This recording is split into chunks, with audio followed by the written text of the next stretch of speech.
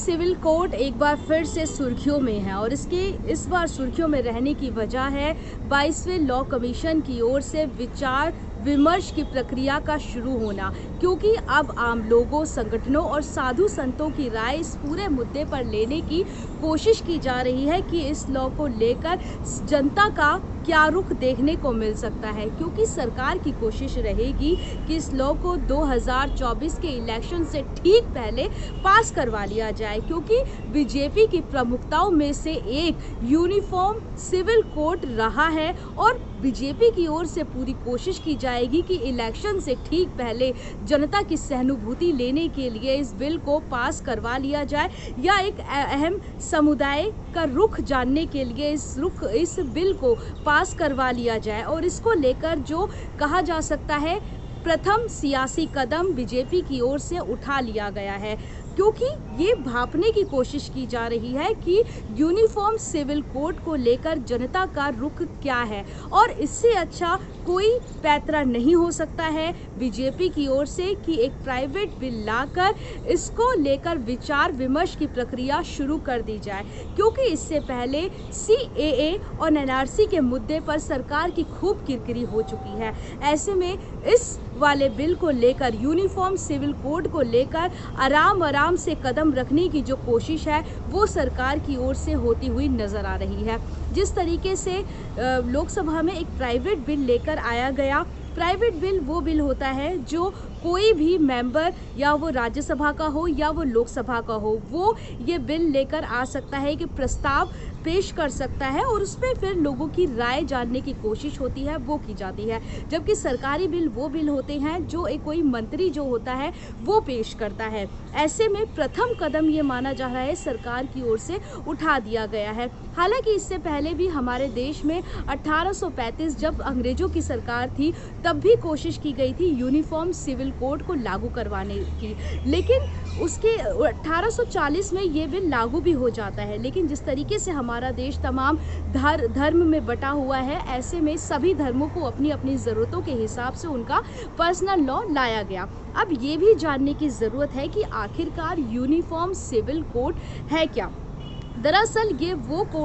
ये ऐसा कानून है जिससे जो शादी ब्याह के मामलों से जुड़ा हुआ है, क्योंकि हमारे देश में दो तरीके के कानून होते हैं, एक क्रिमिनल लॉ होता है, एक सिविल कोड होता है। क्रिमिनल लॉ में जो कोई भी किसी धर्म का हो, किसी जाति का हो, सभी के लिए जो कानून है वो बराबर है, चाहे वो हिंदू हो, चाहे मुस्लिम हो, मर्डर किसी का भी हुआ है, मर्डर किसी ने भी किया है, सबके लिए समान कानून होता है और सबको समान दंड प्रक्रिया से होकर गुजरना पड़ता है। लेकिन जो सिविल कानून होते हैं उसमें अक्सर संपत्ति और शादी ब्याह के मामले देखे जाते हैं, जिसमें सेटलमेंट से और मुआवजे से बात बन जाती है। और इसी में जो शादी ब्याह के मामले हैं वो आते हैं। इसमें शादी ब्याह में जो हिंदू हैं उनके लिए अलग से हिंदू मैरिज एक्ट बना हुआ है, जो मुसलमान हैं उनके लिए अलग से मुस्लिम एक्ट बने हुए हैं, मुस्लिम पर्सनल लॉ बना हुआ है। ऐसे में ही ईसाई और सिख जो हैं उनके लिए भी अलग अलग से लॉ बने हुए हैं। लेकिन अगर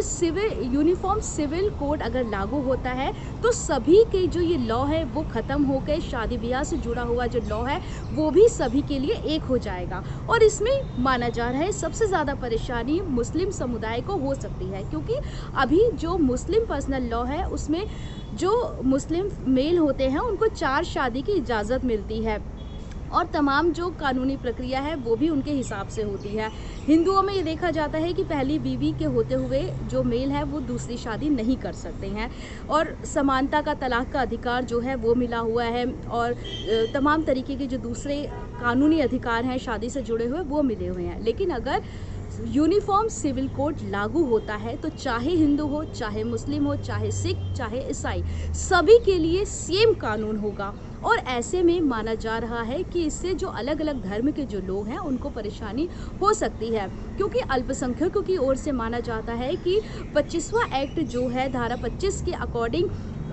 माना जाता है कि सभी धर्मों की अपनी अपनी आज़ादी है और उसकी आज़ादी के अनुसार वो अपने कार्य कर सकते हैं। लेकिन अगर यूनिफॉर्म सिविल कोड लागू होता है तो इससे धारा 25 को कहीं ना कहीं हानि पहुंच सकती है और इसको लेकर संविधान में क्या कुछ संशोधन देखने को मिल सकते हैं ये भी अहम होगा। लेकिन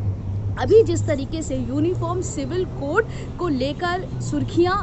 देखी जा रही हैं, चर्चाएं देखी जा रही हैं, उसको लेकर ये भी माना जा रहा है कि आने वाले दिनों में जो हाल सीएए का हुआ था, एनआरसी का हुआ था, वही हाल इस मुद्दे पर देखने को ना मिले और आपसी समझ से अगर कोई रास्ता निकाला जा सकता है तो उससे निकालकर यूनिफॉर्म सिविल कोड लागू करना है या नहीं करना है, उसको लेकर भी अभी फिलहाल विचार विमर्श करके बातें की जा सकती हैं, कोई हल निकाला जा सकता है।